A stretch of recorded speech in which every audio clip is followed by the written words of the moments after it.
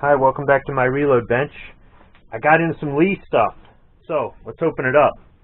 So first is, well, I ordered a bunch of stuff from Amazon and it came in over the course of a couple weeks. I've got boxes stacked up. I haven't even had time to open them up. Had so much stuff going on. So this one's the heaviest, so I'm thinking this one's got the Lee stuff in it, so we'll find out here in a second. But some of it I ordered with a link on one of Sarge's videos to his Amazon, I don't know what it's called, storefront or something. And then some of the other stuff I used a link for from Obnoxious One's Amazon affiliate link. That's what it's called, affiliate link. So I recommend that if you've got a Gun Channels member that you're subscribed to, you like their videos, or you like their live shows, find out if they've got an Amazon affiliate link, and if you don't mind, go ahead and use that link, and they'll get a little piece of it. And I know sometimes I complain about e-bagging and stuff like that, but I don't really consider an Amazon affiliate link e-bagging at all, because you get stuff, they get stuff, Amazon makes money, people are employed, everybody wins. Anyhow, let's just get this opened up. Use the old Leatherman wave that really needs to be sharpened.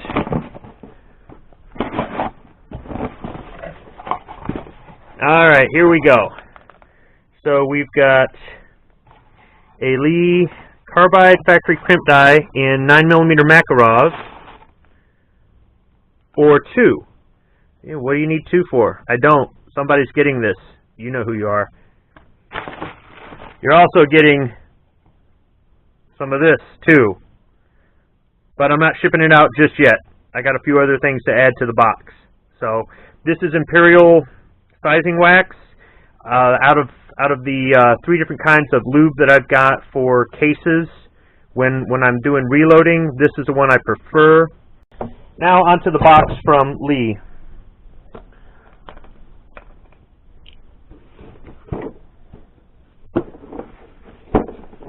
Let's see here.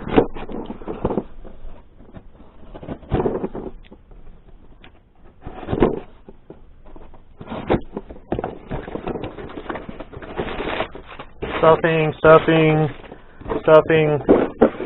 There we go. Oh, more stuff. Oh, that's a packing list. All right. Let's get this stuffing out of here. Okay. So, spare parts. These are for my Auto Bench Prime, which I should have put in frame when I started making the video. The Auto Bench Prime right here. So, you've got an adapter for large and small primers, and you've got a tray. The tray will wear out. There's a locking mechanism in there to keep your primers from falling through until you need them to. This is an update kit. So they used to have a plastic spring in there. Now they've got a metal spring. So hopefully these last longer, but for the price, I think they're like $10 each. You can't beat it just to have some spare parts. Because most of the time when I'm doing my reloading, it's nights, weekends, holidays, and it's not like I can just run out to the store and get this stuff anyhow, but I've found that it really comes in handy to have spare parts. And then, oh, look at this, they put it all in a bag. There's a shell holder. You can never have enough of those, especially if you're using multiple presses. That way you're not moving the shell holder back and forth from press to press to press. So here are some decapping pins. Got them for different calibers. I'm going to have to go through and figure out which is which. So these are mostly spare parts. And this is a funnel adapter, so you can mount a funnel into what they call a powder through die. I believe you can also thread in a powder drop, kind of like what's in the go over here, kind of like what's in the perfect powder measure here. So, and then these are priming arms that go. Here, I'll turn over to this lead press here. Well, here, I'll show you. I've already got a couple of them, but I've had a couple issues with them, and I thought I'd go ahead and get some spares. So you take the shell holder out, and how about if I put it in the right way? You put the arm in there, shell holder back in, and as you lower the ram, this will pivot in. It's striking there. That's the problem. I've had some of these that have gone bad.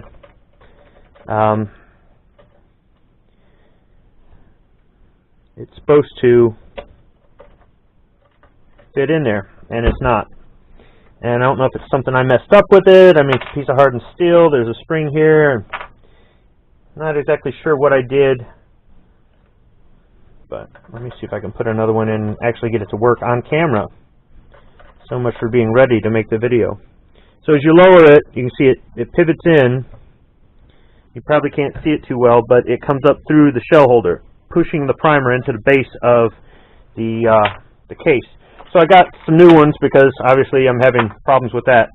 So just spare parts from Lee and some dies. Oh, so you're wondering, okay, 9mm Makarov crimp die. What's the big deal about that? Well, blocks, being the engineering marvel that they are, have unsupported chambers.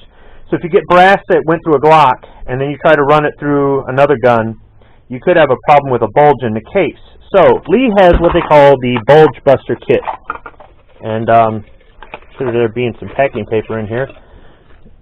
It's just a piece that you put in there and you mount into the press, and it'll push the case through a crimp die, and it'll take the bulge out of it. So for 9mm Luger, you use a 9 Makarov crimp die with this bulge buster kit, and what it'll actually do is it actually pushes the cases up into this big cup here, and you fill it up with cases. Once it's full, you just empty it out and you're ready to go. So in order to take the bulge out of 9mm brass, this is what Lee recommends.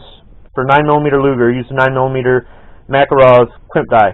So I'll do a video later on how bulge busting works, as I've done it on 45 ACP. So there you go. Special delivery from Lee Precision. Thanks for watching.